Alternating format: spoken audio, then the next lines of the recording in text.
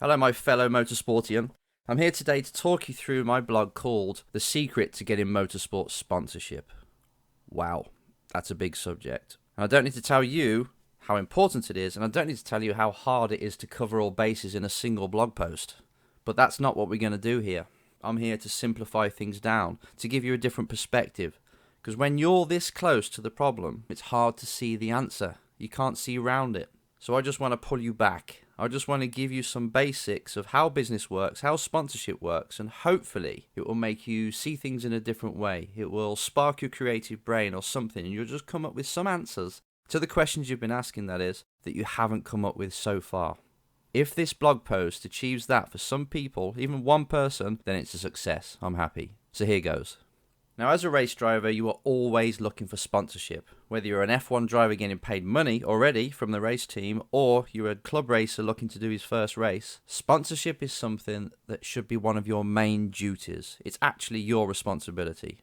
If you're not spending 70% of your time attracting or entertaining your current sponsors, then the hard truth is you're not going to survive in this sport. Not long term, anyway. It should be your goal, every driver's goal, to be in somebody's boardroom every single week. At least one person's boardroom when you're not racing. That's what I call a non-negotiable. It's your standard. Most drivers can turn a good lap time or they can get good results in the gym, but they absolutely suck when it comes to generating money to go racing. I mean, I was rubbish. I used to spend virtually every day for hours on the computer and on the typewriter, actually. I hate to say it was that long ago. Putting sponsorship proposals together and sending them to anyone I could think of. The rest of my time, I was in the library in Birmingham looking at the sponsorship and donations yearbook. It was called Hollis, and that was my Bible. In there, it had all the names and addresses of the CEOs and the marketing managers of each company that actually does sponsor. It said how much budget they had, it said what they're sponsoring. It was perfect, but still, even with all that information, I couldn't get a bean out of anybody. And just thinking back now, what my proposals must have looked like compared to all the other proposals these companies were getting. I bet they were all glossy and nice, but mine were on the back of normal A4 paper, sometimes the cheapest paper I could get, typed up and stapled together. So yeah, there's no surprise really. I used to actually get excited when I got a letter through the door saying no. I think I heard of every excuse that a company could tell you. All these different companies saying, no, we can't give you money because of X. They never said because your sponsorship was crap and we don't believe in you and you're not going to give us anything. It was always a nice politically correct answer like our budget's allocated or it doesn't fit with our general imagery of the company, something like that. But it was basically no. But what's interesting, after speaking to CEOs after this, a no is not a no. That's why they don't say it. A no is simply a way of them saying, try harder. Come back to me with something that's worth my money. If I'm putting the dollar in, I want to make sure I get lots back. That's all they were saying. So that's your first lesson here today, is a no is not always a no. It's often a try harder. Come back with something better for me. Keep digging. And then I might say yes. My problem was I just wasn't talking their language in terms of meeting their goals. I was thinking really selfishly, and when you strip it down, all I was offering them was a sticker on the car, or a couple of stickers on the car, race tickets, a sticker on the race truck, and some press releases in the local media. That's pretty much all I could do. I couldn't use the web because it wasn't really used that way them days. So I was asking for all this money, tens of thousands, even hundreds of thousands of pounds, just for some stickers on a car. I thought that was valuable. I thought, come on, any company would love all this advertisement I can get them. But no, because it's not really good advertisement, is Enzo? No one's going to see it, and if they do see it, they won't remember my company, and if they do, they won't see the telephone number. So how are they going to order from me? It's absolute waste of time. I didn't see it that way, though. I thought it was really good. That's how naive I was. I kept making these silly offers and getting nowhere until I spent a bit more time in racing and got a bit higher up, and I started to understand how motorsport worked.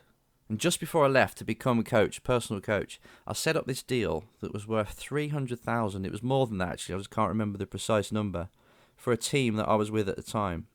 And then it hit me. Finally clicked how to do it, or at least a way of doing it. Let's get the basic understanding behind what I did and what I've seen other people do now, what seems to work across the board. Gotta warn you though, what I'm going to say is very basic. But the basics are what most people miss. The foundations of anything are what people overlook, and they try and make things more complicated than they need to be. So this is why I'm keeping things so fundamental. When it comes to sponsorship, you've got to remind yourself that all you're doing is dealing with humans, the human basic needs. And something about humans, us people, is that we're like leeches. We go through life leeching off things, like any other organism does, exactly the same. We're all take. We're constantly extracting from our environment and people that are around us. We are always after something. If we don't want the air to breathe, then we want food and drink. If we don't want them, then we want something like better health, or we want emotions like happiness, or we want money, success, security, answers to our problems. We want to be in relationships. We want to be out of relationships. Whatever it is, the list goes on. We're always after something. Just as a side note, we're obviously very giving and charitable as well as beings. That's what makes us so different to the rest of the animal kingdom. But in doing that, in giving, we're still feeding some kind of human desire, you know? We're helping others because of what we get in return. We might get a nice feeling from it. It might make us feel happy when we give to charity or help somebody else. There's an exchange of leeching going on here. There's a leeching agreement here. I give you this and you give me this, whether it's emotional or whatever. What I'm getting at here is humans are always after something, okay? We're very conscious of what we're lacking, aren't we?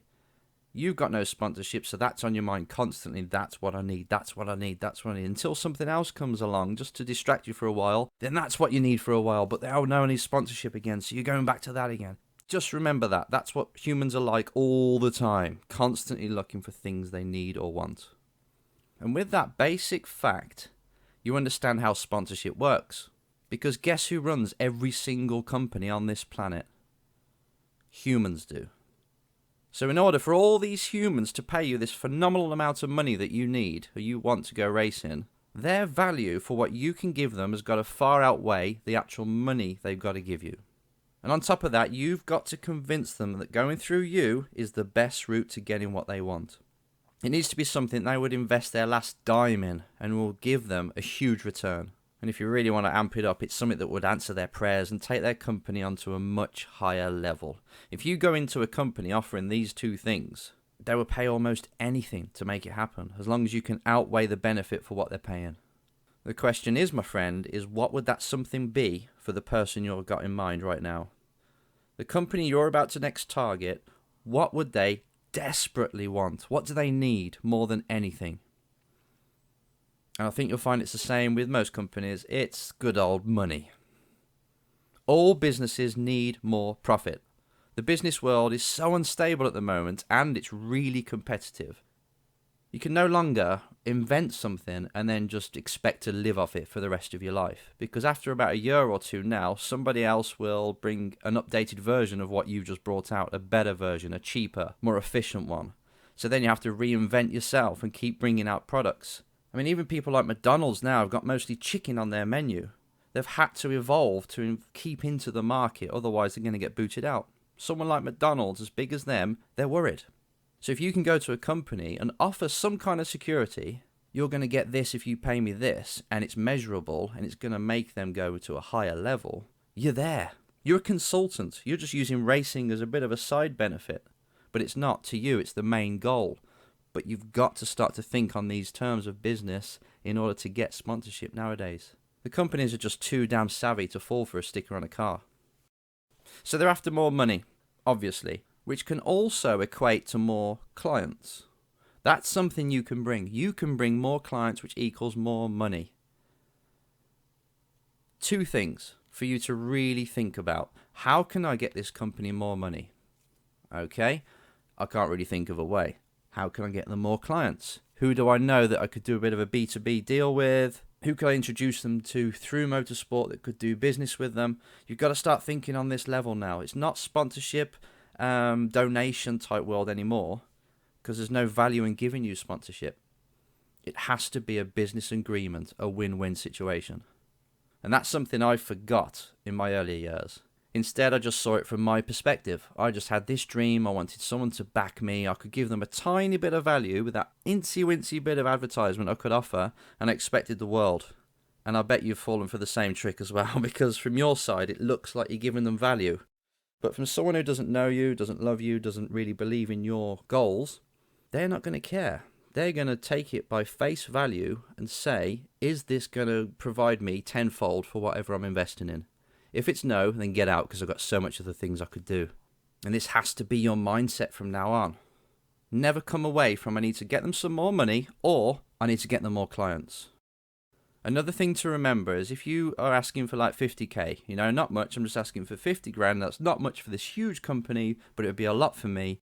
Just think to yourself, they could spend 50 grand on an amazing website that's got all the things they need. It can have all the capturing for everybody that visits the site, so they're getting all these clients' details. It puts them up on the search engine. It's creating some kind of buzz around that they've got control of, remember. Buzz around their company for 50 grand to get this amazing website. Or they could stick a sticker on your car. What do you think they're going to choose?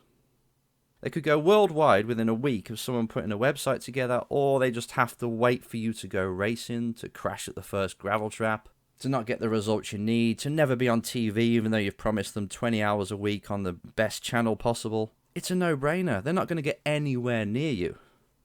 It can be scary because you don't understand the business world, but essentially what you're trying to do is meet a single person's needs. You go out there, you find this prospective sponsor, you talk to people, or you read between the lines of what would be valuable for that company. Then you do your utmost to meet those needs, put it in a business proposal, and take it to them. They're not going to bite your head off. They'll be really interested in what you're going to say, and they'll give you feedback, right? So they'll give you feedback, I'm not sure if this is good for us, but it might be good. They might say this. It might be good for our client who, they're in marketing. They love sport, and actually, the CEO used to race, so maybe he'll take a look at this. So remember, all you got to think is win-win. How am I going to get these people money, or how am I going to get them more clients? It is a big subject, but don't let people fool you into thinking that you can't pull this off. Start with a small company. I can bring you 100, give me 50. I'll make it happen next week. Done. Grow from there.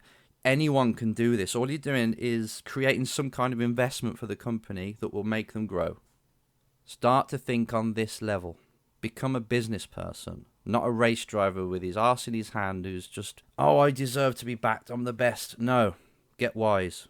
Spend 70% of your time working on your sponsorship. It's so important. So hopefully this has helped you in some way, shape or form. Thanks for listening, and speak to you soon.